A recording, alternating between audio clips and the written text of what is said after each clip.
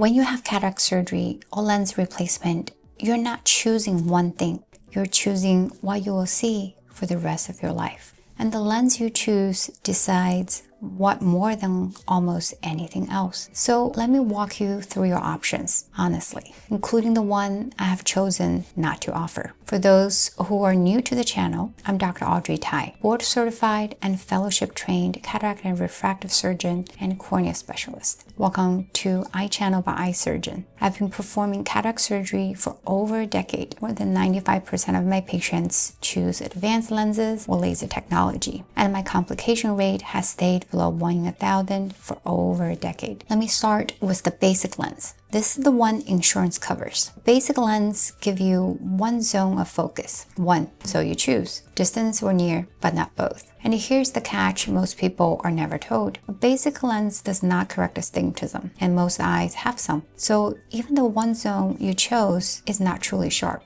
Everything carries a faint shadow. People say, fine, I'll just wear glasses for the rest. You can, but glasses sit in front of the eye, and they only work when the center of the lens lines up with your line of sight. Look through the edge and the image distorts. An implant sits inside your eye and it moves with it, so you're always looking through the right part. That is why the quality is not the same. Next is the full range lens, the trifocal. In a healthy eye, the one covers all three zones: distance, arm's length, and near. A small percentage of people notice sun glares around headlights at night, and for most that fades over the first year. Then there is extended depth of focus lens. It covers 2 of the 3 zones, and it is gentler at night. So this is the one I reach for when someone drives at night a great deal, or has an eye condition that rules out the trifocal, or needs the sharpest, most color accurate distance vision for their work. If you want me to go deeper on those two, the trifocal and the extended depth of focus lens, I made a whole separate video comparing them, and I will link it.